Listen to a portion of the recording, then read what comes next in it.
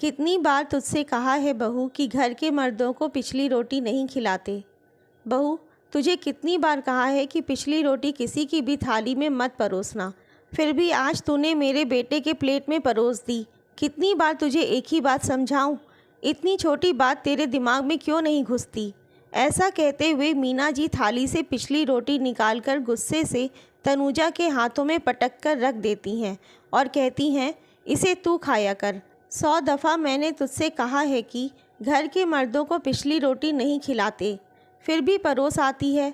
अरे घर के मर्द पिछली रोटी खाएंगे तो ज़िंदगी में कभी आगे नहीं बढ़ पाएंगे, हमेशा पिछड़े ही रह जाएंगे। इसलिए तो कहती हूँ कि तू खाया कर।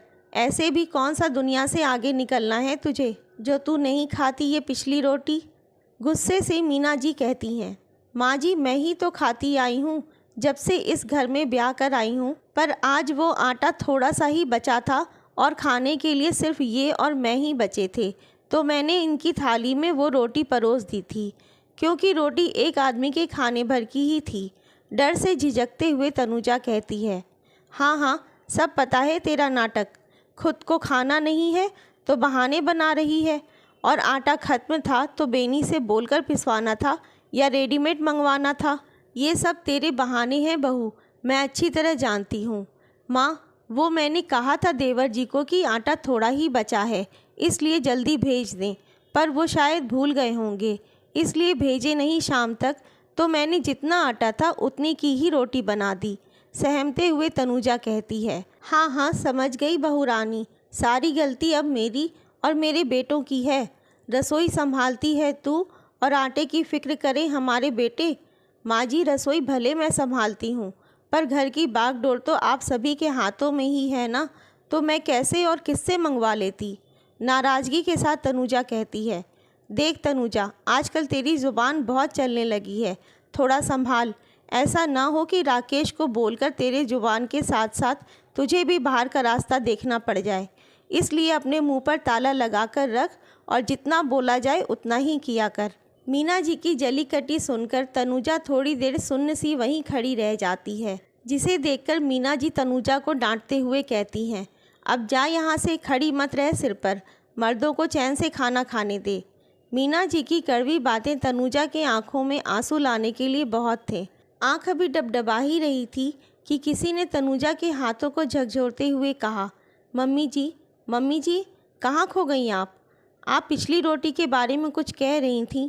प्रेरणा की आवाज़ से तनुजा जी अतीत से वर्तमान में लौट आईं और अपनी सजल आंखों को खुद के वश में करते हुए अपनी बहू प्रेरणा को कहती हैं, बहू ये पिछली रोटी तू मत खाया कर, मुझे अच्छा नहीं लगता तेरा ये पिछली रोटी खाना। ऐसा कर, कल से एक छोटी रोटी सबसे अंतिम में बना देना और उसे कौवे को दे दिया करना। रसोई में सबके लिए खाना परोसती हुई प्रेरणा के गालों को छूते हुए तनुजा जी कहती हैं, पर क्यों मम्मी जी, रोटी तो रोटी होती है, पहली या आखिरी क्या फ़र्क पड़ता है?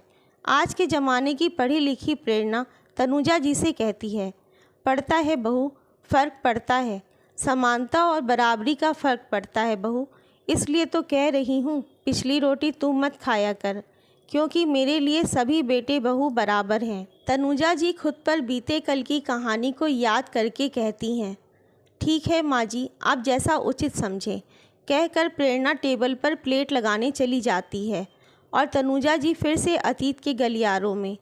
कितना फ़र्क करती थी मेरी सासू माँ मुझ में और सभी बहुओं में। जब मैं अकेली थी तो भी पिछली रोटी मैं ही खाया करती थी, और जब देवरानियाँ आने लगी तो भी मैं ही खाया करती थी पिछली रोटी, क्योंकि सासू माँ की नज़र में मैं ही सबसे पिछड़ी थी और उनके मरते दम तक भी रही। पर मैं अपने घर में ऐसा नहीं होने दूंगी, क्योंकि मेरे लिए सभी बेटे बहू एक बराबर हैं। तनुजा जी ने कल की आप बीती से सीखकर अपने आज को सुधार लिया था। तब वो बहू थीं इसलिए झेल गईं, पर अब वो सास थीं इसलिए किसी को झेलने नहीं दी। आपको ये कहानी कैसी लगी कमेंट करके ज़रूर बताएं। कहानी अच्छी लगी हो तो लाइक और शेयर करें। चैनल पे नए हैं तो चैनल को सब्सक्राइब करना ना भूलें। धन्यवाद।